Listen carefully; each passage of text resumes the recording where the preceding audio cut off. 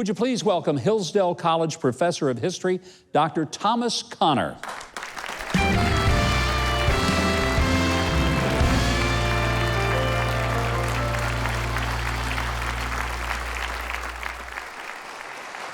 Well, Dr. Connor, I think it's quite appropriate that you were here, especially after having that conversation we had with Woody.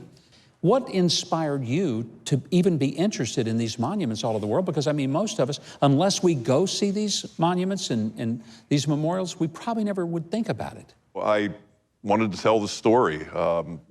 It wasn't quite as simple as waking up one morning and deciding to do it, but about 10 years ago, I embarked on the project. I realized it had never been done before, so I saw an opportunity to follow through with it. And my understanding is that General Pershing was the one who first envisioned this, is that right? But John J. Pershing, who was the commander of the American Expeditionary Forces in World War I, was named the first chairman.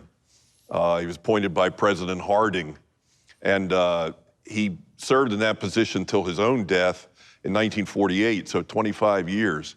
And his imprint is all over the look of the cemeteries, the work of the agency to this day. And I think it's fair to say that General Pershing gave some of his best service to the country after he was a field commander through the work of this agency. Why is it so important that we have these monuments and that the commission makes sure that they're kept up and preserved and that there's honor being perpetually paid? It's the nation's ongoing way, I think, of saying thank you for the sacrifices made by the soldiers who are buried in the cemetery, but also honoring the service, not just of those who died, but the agency, the ABMC, is very committed to fostering remembrance of all those who've given military service to the country. You have written a book called War and Remembrance. It's the story of the Battle Monuments Commission, but that means you've traveled all over the world. You've seen monuments in places that most of us will never, ever get to go to.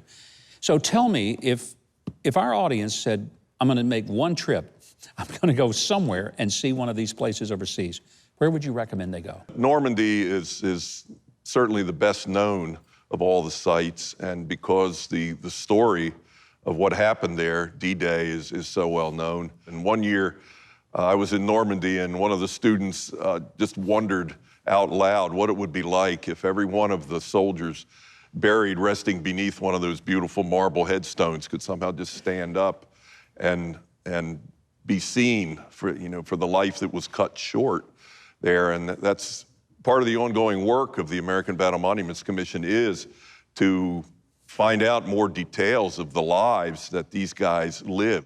Your book is one that anybody who is interested in the great sacrifice, and also the fact that our government does keep their memories alive through the Monuments Commission. It's a wonderful read, and I'm delighted to have you here. I also want to say thanks to Hillsdale College, of which you are a part.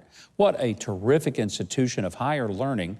The free course on the Constitution is just an extraordinary opportunity for any American, free of charge, to learn about our Constitution. And we're grateful for Hillsdale College and all that it represents to make America really the best it can be. Dr. Connor, it is a joy Thanks for the opportunity to have you here.